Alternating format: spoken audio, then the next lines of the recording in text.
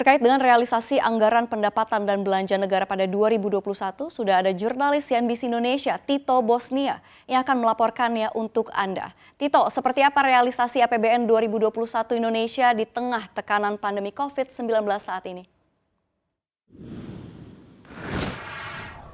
Ya, Safira, selain proyeksi pertumbuhan ekonomi nasional di tahun 2021 yang disampaikan oleh Menteri Keuangan Sri Mulyani Indrawati, Menteri Keuangan juga menyampaikan untuk pertama kalinya sejak tahun 2008, pemerintah akhirnya mampu mencapai penerimaan pajak seperti yang ditargetkan oleh Anggaran Pendapatan dan Belanja Negara atau APBN di tahun 2021, di mana penerimaan pajak ini mencapai 103,9% dari target. Sementara itu secara total pendapatan negara ini ditutup namun masih unaudited di tahun 2021 sebesar Rp2.003,1 triliun atau sebesar 114,9% terhadap target atau tumbuh 21,6% secara year on year. Selain penerimaan pajak sebesar Rp1.277 triliun atau 103,9% dari target dan tumbuh 19% dibandingkan tahun 2020. Penerimaan berasal dari kepabeanan dan cukai yakni sebesar Rp269 triliun dan ini mencapai targetnya lebih tinggi yakni 125,1% atau tumbuh 26,3% secara tahunan. Serta PNBP sebesar Rp452 triliun dan mencapai target 153,8% atau tumbuh 31,5% secara year on year. Sementara itu belanja negara di tahun 2021 ini tumbuh 7,4% menjadi Rp2.786,8 triliun atau 101,3% dari target. Rinciannya diantaranya belanja pemerintah pusat ini berkontribusi tertinggi atau terbesar dari belanja negara di 2021 yakni senilai Rp2.001,1 triliun. Sementara itu transfer ke daerah dan dana desa sebesar Rp785 triliun atau 98,8% dari target. Sementara itu Kemenkeu mencatat keseimbangan primer defisit senilai Rp440,2 triliun atau lebih rendah dari tahun 2020. Sementara itu defisit anggaran 4,65% dari PDB atau setara dengan Rp783,7 triliun atau turun 17,3% secara year on year. Dan defisit APBN sebelumnya memang didesain sebesar 5,7% dari PDB. Namun realisasinya ini lebih baik atau turun signifikan dibandingkan dengan tahun sebelumnya, yakni 6,1% dari PDB.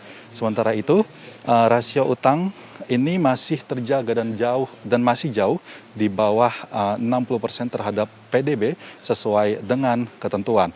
Dan memang ada beberapa indikator yang menyebabkan mengapa perekonomian Indonesia masih terkendali dan cukup kuat di tahun 2021 meski negara-negara global hingga saat ini masih tertekan akibat penyebaran varian COVID-19, varian Omicron maksud kami hingga saat ini. Menkeu menjelaskan bahwa inflasi mengalami peningkatan seiring meningkatnya permintaan akibat kenaikan aktivitas. Namun inflasi IHK cenderung terjaga akibat disrupsi supply masih terbatas dan kenaikan daya beli belum maksimal. Sementara itu kenaikan mobilitas di kuartal 4 2021 ini telah memasuki level pra-pandemi. Sementara itu konsumsi rumah tangga juga menguat, aktivitas investasi meningkat, ekspor dan impor juga diproyeksi tinggi. Sementara itu situasi COVID-19 di Indonesia masih tergolong terkendali setelah second wave di pertengahan 2021. Memang di akhir tahun 2021 Indonesia masih terkendali untuk penyebaran varian baru Omicron asal Afrika Selatan dibandingkan dengan negara-negara global. Sedangkan untuk vaksinasi COVID-19 di Indonesia ini merupakan tercepat kelima di dunia, maksud kami, secara global di kuartal 4 2021.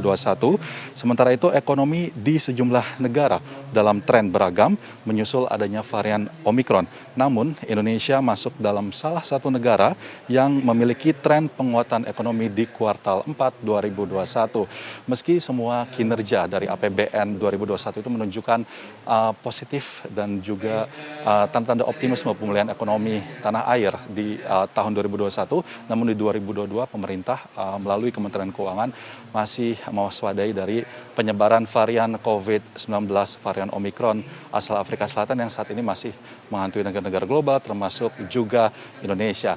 Dan berikut keterangan dari Menteri Keuangan Sri Mulyani Indrawati. Dibandingkan APBN-nya maupun dibandingkan tahun 2020, tahun yang luar biasa sangat sulit waktu pandemi tahun pertama, tapi tahun ini juga masih sulit karena pandemi masih berlangsung. Namun kita sudah mulai menunjukkan recovery. Bahkan kalau dibandingkan sebelum pandemi atau pre-pandemi yaitu 2019. Kita menggambarkan bahwa ini kita mencoba untuk membuat APBN kita yang bekerja extremely keras, extremely hard ya. Namun kita mulai bisa menjaga stabilitas, sustainabilitas dan kesehatan APBN. Itu sesuatu yang positif. Demikian yang dapat kami laporkan, kembali ke Anda di studio. Safira. Ya, baik, terima kasih Tito Bosnia, jurnalis CNBC Indonesia atas laporan Anda.